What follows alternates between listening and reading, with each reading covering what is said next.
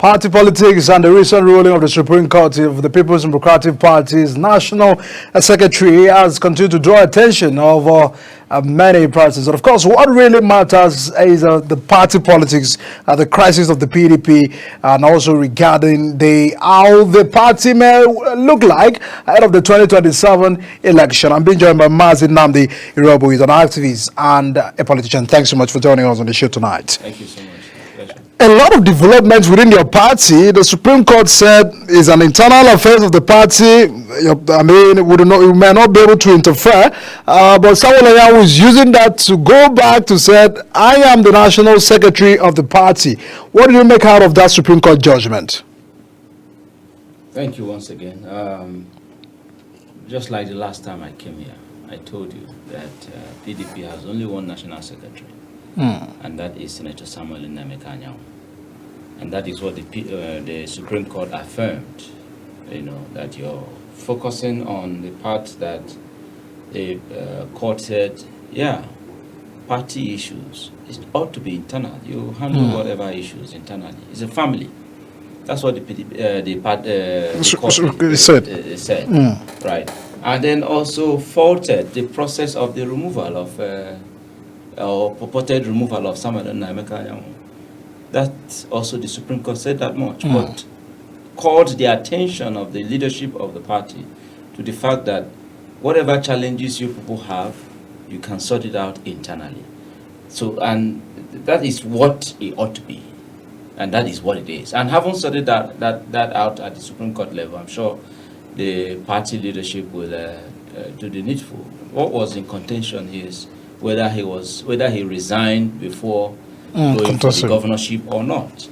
And they went to court to say that he resigned, and then faked a clause of the court of the constitution of the party that said, the section 47.5 now, that said, should any executive member of the party seeks elective office, that he or she may choose to resign. That is what our constitution says. May choose. May choose. So that internally, therefore, that the Supreme Court talked about, this is the document that guides us internally and has affirmed that it's optional. So Sam Anyanwu did not commit any crime, and he's not the first. I also referenced the last time I came here that the Taraba State Governor, the current Taraba State Governor, was chairman of PDP in Taraba State, when he sought to become governor. And eventually when he won the governorship seat, he still retained the seat of state chairman until he got sworn in that the seat was then declared vacant. We also have the current sitting deputy publicity secretary who sought to become governor of KB State, right? And he went, he didn't get it. He came back and he's still the PDP deputy publicity secretary. So what's Sam Anyanwu's problem? Why is his own different? It's different because a wike is the target. And I told you here the last time I came also that I'm not a fan of wike. That a man is a friend to someone. If you have squabbles with that very man, you go for the man and not look for his friend, who is the national chairman, national secretary of our party. So if you this is a political... It's a proxy war, right? It's a proxy war and it's clear. But the Supreme Court has ruled and it's final.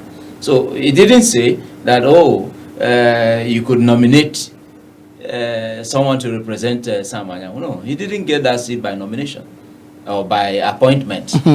He got there by election. So they should wait to the next national convention. Yes. So if there is anything that will change him or that will remove him, is either we wait till December when his time will elapse, or we'll go through the process of NEC and all of that, which hasn't been exhausted before those who are on the other side, the Okoye people and all of that. So that judgment from the federal High Court, so that judgment from Federal High Court ought not to be that call on Okoye to resume as the secretary. That's our position. That has been our position. And the Federal High Court, the Appeal Court, you mean? Appeal Court, yeah. Well, first he went to State High Court, where he got the judgment that gave him the seat. And then, of course, Sam Anyanwu, and you need to note, when at the State High Court, the Okoye's group went to court, they didn't even join INEC. INEC doesn't know Okoye. And that's why we don't have aspirants in the Anambra Guba election, the forthcoming Anambra Guba election, simply because at the time they were doing all of those show of shame in the public, the INEC affirmed that Sam Anyanwu is who the commission knows as National Secretary of the party. So if Udo Okoye signed any document for any aspirant in the Anambra contest, it would be null and void, eventually. And so now it's ruled, because when, like I said, Udo Okoye got the state high court judgment, Sam Anyanwu appealed the case at the Federal High Court, and in his own case, he joined INEC and got a judgment in his favor before they proceeded to the appeal court, where they got the judgment they got on the 28th of December and all of that, and now said, that having gotten the judgment at the appeal court, that Udo Okoye is now the substantive secretary of the party, and that's not how it's done. We have affirmed or clearly stated that. So, do you feel that this Supreme Court judgment means well for your party? But do you feel, because some people have felt that this judgment might be destroying the party? Do you feel that this judgment is adding to the value of the party? The judgment settles it, and parties, political parties, should learn how to solve their issues internally. They should uphold internal democracy by every means possible, and that is what the Supreme Court has ruled in this case. That whatever issues you people have, it shouldn't be decided in court. If a family has any issue as big as PDP, you will get together and discuss and agree whatever position you would want to take. The leadership of the party, particularly the political leader of the party, which ought to be Alhaji Atiku Abubakar, is who we should be calling his attention to his poor leadership, in this whole thing that is playing out. Because if he had been available as the leader of the party, because he was our last presidential candidate, he ought to be the leader. But up to now, we haven't heard anything from him. But he's still a member of your party. He is, yeah. But there are a lot of talks with some coalition, even they're trying to form coalition. Do you feel that PDP might be joined in that coalition, if possible? No, the PDP is a big umbrella, open for everybody. Those who have left, the P2B who had left before, even National Refined have defected from left before and all. They were all PDP. But they said they cannot come back to PDP. So they can't say. National Refined said you can never say never in politics. 24 hours is a lot in politics. So if you that SDP is not going to in any way get anywhere. The only time that SDP had a chance was 1993 under when Abiola was the candidate of the party. So since then, So you're not checking about this coalition, this SDP move, as a lot of Amechi of Rivers State and all of that. I have maintained that you cannot use the same playbook that APC used in 2013-2014 to sack them, because they know that playbook better. The best that we can do is form alliance. Nigerians need to form the political parties and political gladiators need to form alliance and take a consensus position to support a particular candidate. And I've also gone public or said here, I think, in the last appearance, that candidate that should be supported by all to sack Jagaban out of this mess that we found ourselves is Peter Obi. If there is a consensus around Peter Obi, for him to come back to the party, do you look like it's possible? You see that meeting with him and between him and Bala Mohammed in Bauchi and all of that. We are ready to come back as a family and correct whatever wrongs. So you are really standing for the Southern presidency till 2031? Not the Southern presidency. I'm saying let us have a consensus position that Southeast should produce the next president of Nigeria. If that had worked in 2022 primaries of the PDP, won't be president of Nigeria. You felt so? That's a fact.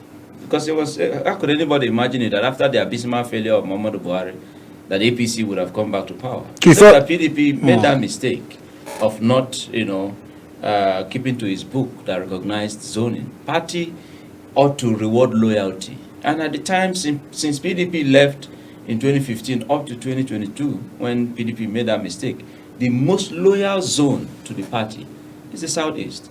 And the party committed a blunder, that very 2022 process that gave us Atiku Abubakar as the candidate. I don't know if you had witnessed at Emeka Adio's event yesterday. There are a lot of persons who were speaking on our democracy. Former President Obasanjo, even Peter Obi has said, that there's something wrong with our democracy, that is collapsing. But Do you agree to that assertion clearly, they have there's given? something wrong. The man who said to have been in the forefront for the sacking of the military, engaging the military under the Nadeko and all of that, who is our president today, has indirectly invited the military back. How could you sack an elected governor, sacked the elected House of Assembly members, and then announce a sole administrator, a military man, to take over this? So he's indirectly calling for a military takeover in Nigeria again. But you feel the situation in Rivers did not warrant the intervention of a state of emergency and all of that? Whatever the Constitution empowered him for to declare a state of emergency, but not for him to sack an elected government official, elected governor, one man. I can't work out. Is this a banana republic? Nigeria is not a jungle. Just like the case of Sam Anyanwu that we're saying, a man went through the process at the convention and got elected by not just one zone, the entire nation from different parts of the entire zones from different parts of Nigeria got together under the convention and elected him national secretary. And then Southeast zone now the leaders think that, oh, they could just decide for the entire nation that they have sacked the national secretary. It doesn't work like that. It doesn't. That's not democracy. That's why what the P2B said at the Right Honorable Meki Hede has a colloquium that was held very clearly. It couldn't have been said better.